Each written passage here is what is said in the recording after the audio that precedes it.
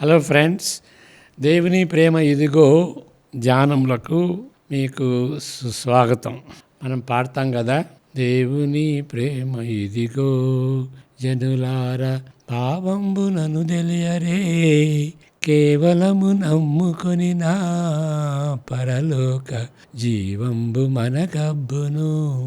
అది ఎందుకు పాడానంటే, అక్కడ కేవలము నమ్ముకొనిన పరలోక జీవంబు మనకబ్బును అని అంటాం. కేవలము నమ్ముకోవటం అంటే ఏంటి అని మనం అర్థం చేసుకోవాలి. అంటే దేవుని ప్రేమ ఇదిగో బాగున్నది, దాన్ని బట్టి యేసు ప్రభువుని నమ్ముకోవాలి. కేవలం నమ్ముకోవాలి. దాన్ని అపార్థం చేసుకునే అవకాశం ఉన్నది. అందువలన దాన్ని వివరించాలి, విశదీకరించాలి.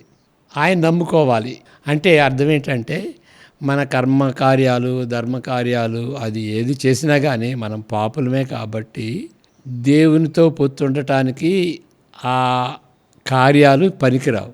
కాబట్టి దేవుని యొక్క కార్యం, యేసుప్రభులో దేవుని యొక్క కార్యం, దాన్ని బట్టి ఆయన నమ్ముకోవాలి అని అర్థం. కానీ నమ్ముకున్న తర్వాత చాలా ప్రాబ్లమ్స్ వస్తాయి. ఇప్పుడు నమ్ముకోవటం అని అంటే ఆయన్ని ఒక విధంగా పెండ్లి చేసుకోవటం అని అర్థం. జీవితకాలం అంతవరకు మనం ఆయన్ని హత్తుకొని ఉండాలి. అప్పుడు మనం ఎన్నో శ్రమలు, హింసలు మనకి గురి అవుతాం. కాబట్టి అది కేవలం నమ్ముకోవటం అని అంటే అది దాన్ని అపార్థం చేసుకోకూడదు. కానీ ఎన్ని ఇబ్బందులు వచ్చినా, శ్రమలుండినా కానీ యేసు ప్రభువుని వెంటాడుతున్నప్పుడు, ఆయన మార్గంలో వెళ్ళినప్పుడు మనం గుర్తించాల్సింది ఏంటంటే, మనం సిలువను మోసుకొని వెళ్ళుతున్నటువంటి యేసు ప్రభువుని వెంబడిస్తున్నాం అని గుర్తించాలి. లోక 9:23 ఆయన చెప్పింది ఏంటంటే, నన్ను వెంబడించువారు వారి సిలువను అనుదినము ఎత్తుకొని మోయాలి అని అన్నాడు. అంటే సిలువ అంటే మరణం అన్నమాట. అంటే అనేదాన్ని చంపుకుంటూ దేవుని చిత్తం చేస్తూ యేసు ప్రభు వలె మనం ఆయన్ని వెంబడించాలి. అప్పుడు లోకం నుండి ఎన్నో శ్రమలు వస్తాయి. ఇక్కడ 16:33 యోహాను సువార్త 16:33 మనం చూసేది ఏంటంటే, in this world you will have tribulation but be of good cheer, I have overcome the world. ఈ లోకంలో తప్పనిసరిగా మీకు ఇబ్బందులు ఉంటాయి, కష్టాలు ఉంటాయి, కానీ సంతోషించండి, నేను లోకమును జయించి ఉన్నాను అంటాడు. చదువుదాం ఆ విషయం. నా యందు మీకు సమాధానం కలిగినట్లు ఈ మాటలు మీతో చెప్పుతున్నాను. లోకములో మీకు శ్రమ కలుగును. ఇక్కడ ఇంగ్లీష్లో ఇంకా కొంచెం గంభీరంగా ఉంటుంది. శ్రమ కలుగును అంటే తప్పకుండా యు విల్ హ్యావ్ ట్రిబులేషన్ అని ఉంటుంది. అయినను ధైర్యం తెచ్చుకొనడి, నేను లోకమును జయించి ఉన్నాను నేను. కాబట్టి అది ధన్యకరమైనటువంటి శ్రమ, ధన్యతతో కూడింది. దేవుడు దీవిస్తాడు. ఆయన ఆశీర్వాదంతో కూడుకున్నటువంటి శ్రమ అన్నమాట. ఆయన పందాలో వెళ్ళేటువంటి జీవితం అని మనం గ్రహించుకోవాలి. కాబట్టి కేవలము నమ్ముకొని అంటే దానిలో ఇబ్బందులు ఉంటాయి. ఇప్పుడు 3 చోట్ల అక్కడ దేవుడు తన గ్రంథాన్ని ఆయన భక్తులకి ఇచ్చినప్పుడు నోటిలో చాలా తీపిగా ఉంటుంది, కడుపులో చేదుగా ఉంటుంది. ఇర్మియా కానీ, దానియేలు కానీ, ప్రకటన గ్రంథం రాసినటువంటి యోహాను కానీ, ఈ 3 చోట్ల మనం ఈ విషయాన్ని చూస్తాం.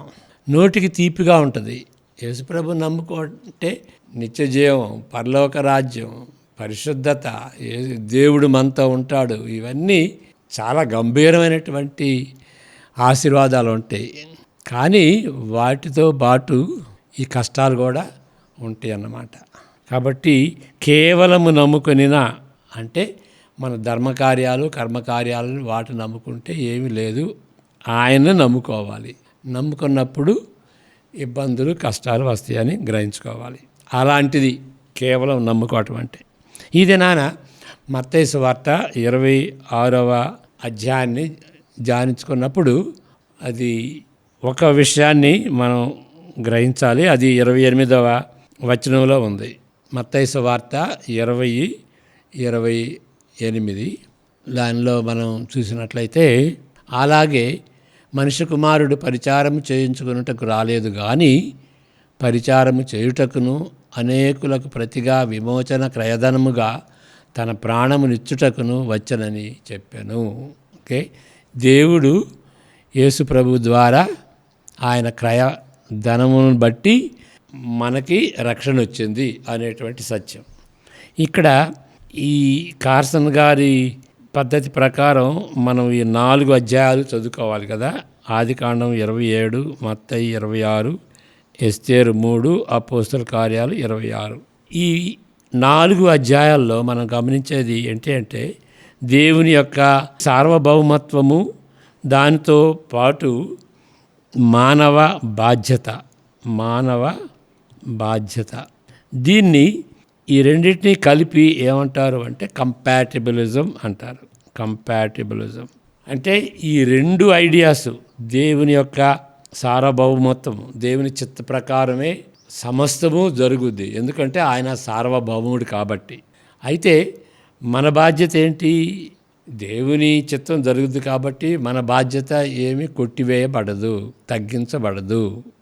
It won't be minimised or mitigated or reduced or cancelled. ఆ విధంగా మనం గ్రహించుకోవాలి. ఈ రెండింటిని గ్రంథకర్తలు, బైబిల్ గ్రంథకర్తలు ఒకే చోట ఇమిడ్చారు. అంటే వాళ్ళ హృదయంలో, వాళ్ళ మైండ్లో ఈ రెండిటికి తావున్నది. అంటే ఒక విధంగా మన జీవితంలో జరిగేది దేవుని యొక్క చిత్త ప్రకారమా, లేకపోతే మన బాధ్యతను బట్టి విషయాలు జరుగుతున్నాయా అనేది కొంచెం ఈ 2 వేరువేరుగా ఉంటాయి. కానీ బైబిల్ గ్రంథకర్త యొక్క మనస్సులో ఈ 2 కూడాను ప్రక్కనే ఉంటాయి. ఈ విషయం అర్థం చేసుకోకపోతే మనం బైబిల్ని అర్థం చేసుకోలేం.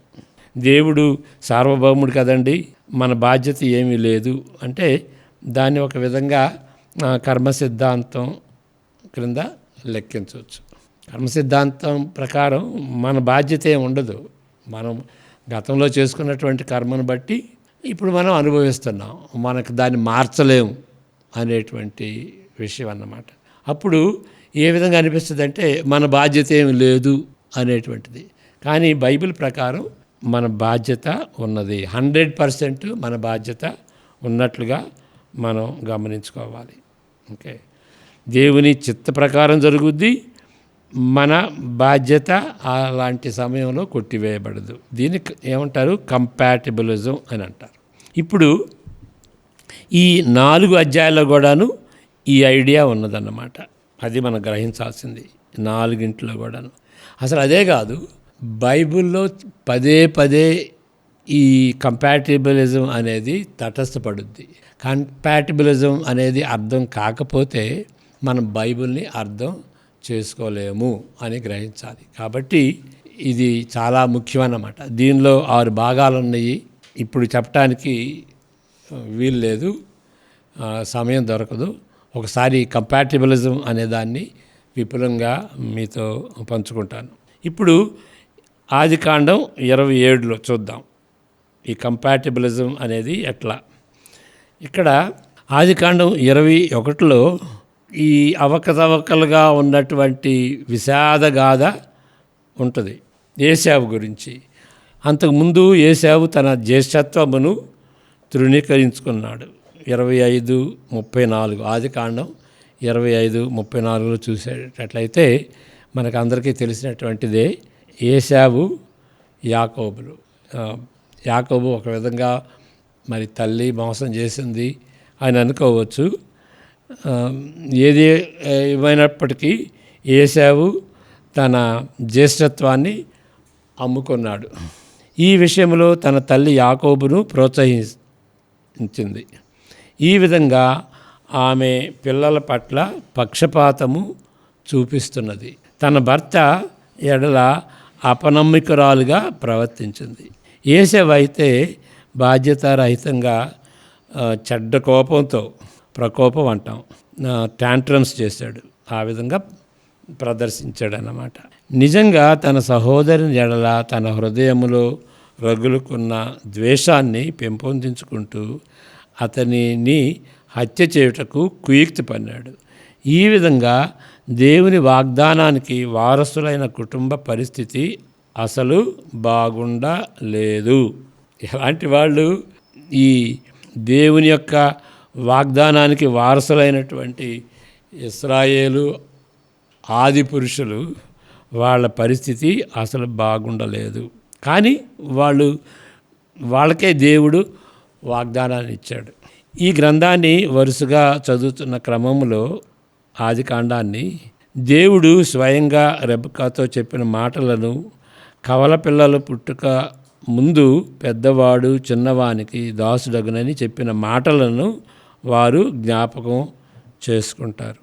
అంటే ఇప్పుడు మనం చదివేటట్లయితే ఈ రెబెక్కా కడుపులో ఉన్నటువంటి కవల పిల్లల గురించి, వాళ్ళు పుట్టక ముందే పెద్దవాడు చిన్నవానికి దాసుడగును అని దేవుడు చెప్పాడు. ఆ విధంగా చెప్పటాన్ని బట్టేమో తన ప్రవర్తన ఆ విధంగా మారింది. దేవుడు తన ప్రవచనమును నెరవేర్చుటకు తన అవసరము కావాలనని తలంచి ఉండవచ్చును. ఎవరు? రెబెక్కా. ఆ సహాయము అవినీతిదైనప్పటికీ దేవుడు తన వాగ్దాన వంశమును తాను నిర్ణయించిన అంతముకు తెచ్చుటకు అద్భుతమైన తీరులో దేవుడు పనిచేస్తున్నాడు. ఇది ఆవిడిచ్చినటువంటి సహాయం, ఆయన చేస్తున్నటువంటి సహాయం అవినీతితో కూడింది. అయినా కానీ దేవుడు తన యొక్క చిత్తాన్ని వారి ద్వారా నెరవేర్చుకున్నాడు. ఆయన సహాయం అవినీతిదైనప్పటికీ దేవుడు తన వాగ్దాన వంశమును తాను నిర్ణయించిన అంతముకు తెచ్చుటకు అద్భుతమైన తీరులో దేవుడు పనిచేస్తున్నాడు. అది గమనించాలన్నమాట. అంటే దేవుని యొక్క సర్వాధికారం, సార్వభౌమత్వము నెరవేరింది. వాళ్ళు ఏ విధంగా మరి వాళ్ళు అవినీతిగా ప్రవర్తించినప్పటికీ, అందరూ చూడండి, అందరూ ప్రవర్తించారు అదేవిధంగా. తల్లి ఆ విధంగా ప్రవర్తించింది, మరి యేసేవ ఆ విధంగా ప్రవర్తించాడు. అది ఆ విధంగా ఉన్నటువంటి పరిస్థితి. మరి అది దేవుని యొక్క వాగ్దానం చివరికి నెరవేరినట్లుగా మనం గ్రహించాలి.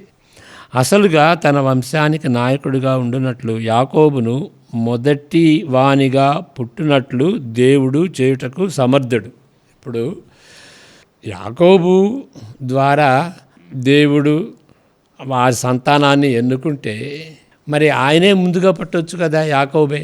ఎందుకు రెండో వ్యక్తిగా పుట్టాడు ఆ కమల పిల్లల్లో రెండో వానిగా అనేటువంటి ప్రశ్న మనం అడగవచ్చు.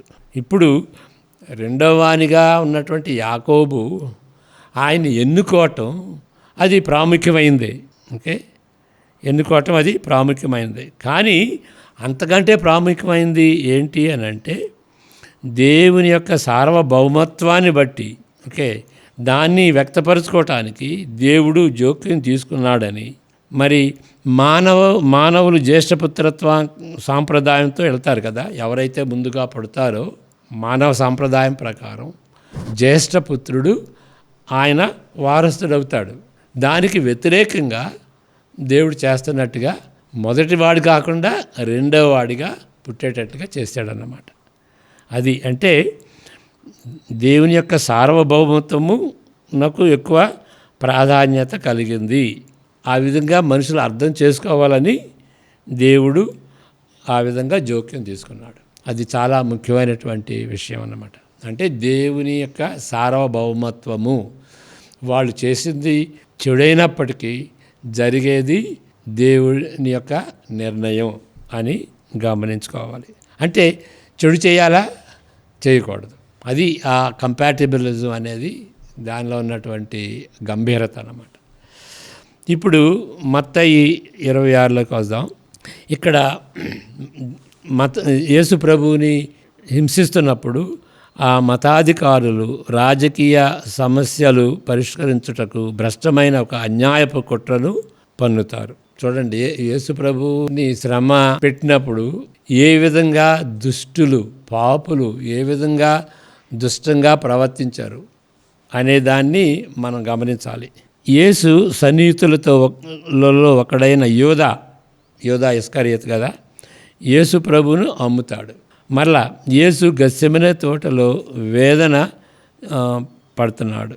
అప్పుడు ముద్దు పెట్టుటతో మోసం చేసి యేసుని అన్యాయంగా పట్టించుతాడు యూదా ఇస్కరియోతు. అంత దుర్మార్గుడు.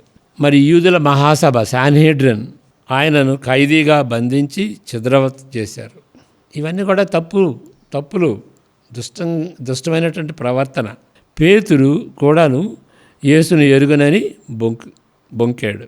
అయినప్పటికీ ఈ గ్రంథ వృత్తాంత క్రమానుసారంగా అర్థం చేసుకున్నప్పుడు దేవుని సార్వభౌమత్వపు అధికారమును బట్టి దేవుని యొక్క ఉద్దేశములు ఆయన నెరవేర్చుకున్నాడని ఎవ్వరు కూడాను అనుమానించనవసరం లేదు, శంకించనవసరం లేదు.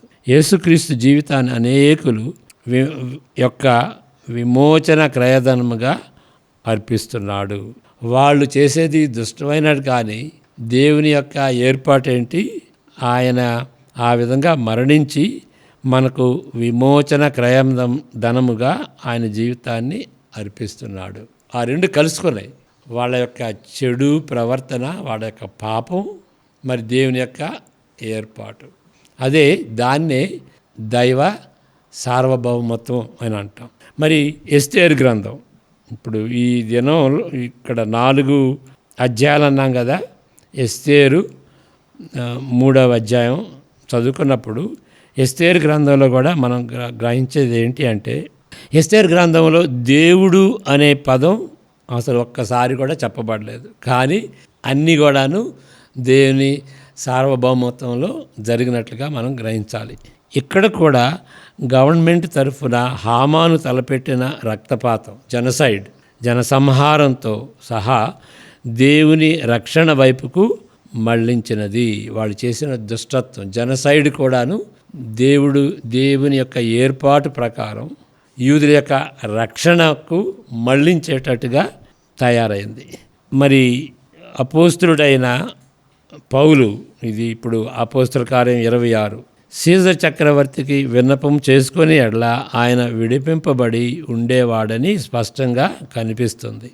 అపోస్తులుడైన పౌలుని జడ్జిమెంట్ తీర్పు చేసేటప్పుడు అక్కడ వాళ్ళు ఏమన్నారంటే, ఆయన కానీ సీజర్కి అప్పీల్ చేసుకోకపోతే, విన్నవించుకోకపోతే ఆయన్ని వదిలిపెట్టే వాళ్ళమే అని అన్నారు. కానీ ఆయన విన్నపం చేసుకోవటాన్ని బట్టి అక్కడ రోమాకి వెళ్ళవలసి వచ్చింది. అక్కడ రోమాలో ఆయన పరిచర్య చేశాడు, ఖైదీగా పరిచర్య చేశాడు. అది మనం గ్రహించాల్సింది. అంటే దేవుని యొక్క చిత్తం అది. అక్కడ ఉన్నటువంటి వాళ్ళు సువార్త వినాలి. ఆ విన్నపమును బట్టియే సామ్రాజ్యపు రాజధానిలో సువార్తను ప్రకటించటానికి దోహదపడింది. అది దేవుని యొక్క సార్వభౌమ చిత్తం. దేవుని సర్వాధికారము, ప్రావిడెన్స్ చాలా వింతైన విషయము. దుష్టక్రియలను సమర్థించేదిగా కానీ పాప భారాన్ని తగ్గించేదిగా కానీ వాడుకొనకూడదు. దేవుడి సార్వభౌమత్వం కదా, ఆయన చిత్తం కదా, కాబట్టి మనం ఏదైనా చేయొచ్చు, ఏది చేసుకున్నా కానీ దేవుడు మార్చుతాడు కదా, ఆయన యొక్క చిత్తాన్ని నెరవేర్చుకుంటాడు కదా అని మనం అనుకుని మనం పాపం చేయకూడదు. దేవునికి వ్యతిరేకంగా పాపం చేయకూడదు. మన బాధ్యత, మన భారం కొట్టివేయబడదు. ఇస్సాకు ఆయన కుటుంబం చేసినది ఏమాత్రము తక్కువ ఘోరమైనది కాదు. యోధా నీచమైన వ్యక్తి, హామాను పాపిష్టి, పౌలు న్యాయ తీర్పునకు కారకులైన రోమా న్యాయస్థానము అవినీతి కంటే మరింత మోసగాళ్ళు లేరు. అయినప్పటికీ తెర వెనుక ఏలుచున్నది దేవుని సార్వభౌమత్వము. రక్తపాతానికి బదులు స్తుతిగీతంగా దేవుడు మార్చాడు. సిగ్గుకు బదులు ఘనతకు దారి తీసేటట్టుగా చేశాడు. కాబట్టి మనం గమనించేది ఏంటంటే, బైబిల్ దేవుని గురించి వివరిస్తున్నట్టుగా ఆయన సార్వభౌముడని మనం గుర్తించాలి. దేవుని చిత్తం, దేవుని ఏర్పాట్లు తప్పనిసరిగా అవి నెరవేరుతవి, ఏ అనుమానం లేదు. కానీ మన బాధ్యత కొట్టివేయబడదు. కాబట్టి మనం సరిగా జీవించాలి, పట్టుదలతో ప్రార్థించాలి, దీక్షతో ఆయన్ని సేవించాలి. ఇది నగ్నమైనటువంటి సత్యంగా ఎంచుకుని మనం బైబిల్ చదివేటప్పుడు ఆ విధంగా చదవాలి. ఇది హ్యూమన్ లాజిక్కి వ్యతిరేకంగా ఉంటుంది. మనుషులు ఎప్పుడు జరిగేదంతా కూడాను దేవుని సార్వభౌమత్వం కింద జరుగుద్ది, లేకపోతే మన నిర్ణయాలను బట్టి జరుగుద్ది అని ఆ రెండింటినీ వ్యతిరేకంగా, ఆ ఐడియాస్ రెండు వ్యతిరేకంగా ఉన్నట్టుగా భావిస్తాం. మన హ్యూమన్ లాజిక్కి అవి రెండు బద్ధ విరోధంగా ఉన్నట్టుగా తలస్తాం. కానీ దేవుని వాక్యం అది కాదు. ఈ కంపాటిబిలిజం అనేది ఒక గంభీరమైనటువంటి సత్యం, రుజువు. ఏం రుజువు అంటే బైబిలు మానవుని చిత్త ప్రకారం రాసింది కాదు. మానవుని చిత్త ప్రకారం రాస్తే ఈ కంపాటిబిలిజం అనేది ఉండదు. మన కర్మ ప్రకారం అన్నీ జరుగుతుంది, లేకపోతే దేవుని చిత్త ప్రకారం జరుగుతుంది అనుకుంటాం. కానీ ఈ రెండింటినీ కలిపే పరిస్థితి ఉండదు. ఇది ఒక గుర్తు అన్నమాట. బైబిల్ గ్రంథం దేవుని చిత్త ప్రకారం వ్రాయబడింది, దైవావేశంతో వ్రాయబడినటువంటి గ్రంథం అని మనం గ్రహించుకోవాలి. కాబట్టి మనం బైబిల్ చదివేటప్పుడు ఈ రెండింటినీ మనసులో పెట్టుకుని చదువుదాం. ప్రార్థన చేసుకుందాం. యెహోవా నిన్ను ఆశీర్వదించి కాపాడును కాక. ఆయన తన సన్నిధి కాంతిని నీపై ఉదయింపజేసి నిన్ను కరుణించును కాక.